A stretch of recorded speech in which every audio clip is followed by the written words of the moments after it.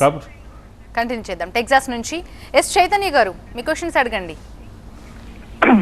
విష్ణు గారు, నాకు 2 ప్రశ్నలు ఉన్నాయండి. ఒకటి, మీరు ఎక్కడి నుంచి పోటీ చేస్తున్నారు? రెండోది, వైఎస్ఆర్సీపీ పార్టీ 2019 మేనిఫెస్టోలో మద్యపాన నిషేధం చేసిన తర్వాత మాత్రమే మీరు 2024 ఎన్నికలకు వెళ్తాము అన్నారు. ఇప్పుడు మీరు మద్యపాన నిషేధం చేయకుండా ఇప్పుడు మీరు ఎన్నికలకి వెళ్తారా, చేసి వెళ్తారా, లేకపోతే వెళ్లకుండా ఆపేస్తారా? ఎందుకంటే మాట సార్ ఇప్పుడు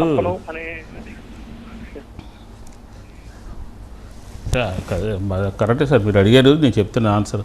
చైతన్య గారు 2 విషయాలు. మీరు ఫస్ట్ నేను అడిగింది ఎక్కడి నుంచి పోటీ చేస్తారనేది. 2 సభలు ఉంటాయి సార్.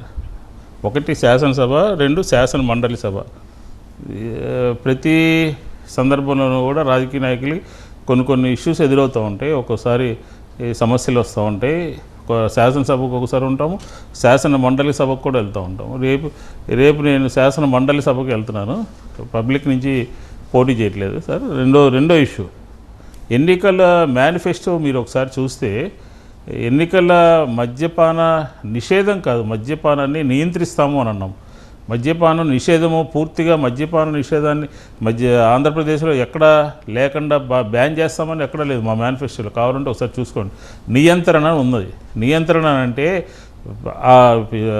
తక్కువ ధరలు కాకుండా చాలా ఎక్కువ ధరలు పెట్టి దొరకకుండా, లేకపోతే ఎవరికి అందుబాటు లేకుండా చేసి దాన్ని దూరంగా పెట్టాలి అనే అది ఒక కాన్సెప్ట్. బెల్ట్ షాపులు క్లోజ్ చేయటము, లేకపోతే తక్కువ ధరలకు దొరకకుండా చేయటము, ఇలాంటి చర్యల ద్వారా కొంత నియంత్రించాలి అని చెప్పని అనుకున్నాము.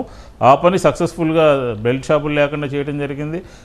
ఎవరైనా సరే కొనుక్కోవాలంటే షాక్ కొట్టాలి, డబ్బులు ఎక్కువైపోతాయని చెప్పని దానికి దూరంగా వెళ్ళాలి అని చెప్పని ఏదైతే ఒక కాన్సెప్ట్ ఉందో ఆ కాన్సెప్ట్ ప్రకారమే మేము పనిచేయడం జరిగింది. కాబట్టి మద్యపానాన్ని పూర్తిగా నిషేధిస్తామని చెప్పని మా ఎన్నికల మేనిఫెస్టోలో లేదు, నియంత్రిస్తాము.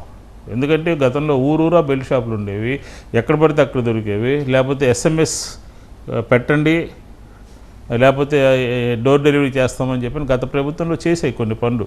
ఆ పనులన్నీ అలా చేయకుండా, ఆ విధంగా జరగకుండా, అందుబాటులో లేకుండా, డబ్బులు ఎక్కువగా ఉండటం మూలంగా కొనుక్కోవడానికి ఇబ్బంది పడాలి అని చెప్పిన ధోరణిలో ఆ రోజు మేము ప్రజలకి సంబంధించినటువంటి అభిప్రాయాన్ని మేనిఫెస్టోలో ప్రతిబింబించాము, పెట్టాము. అది సార్ మా పాలసీ.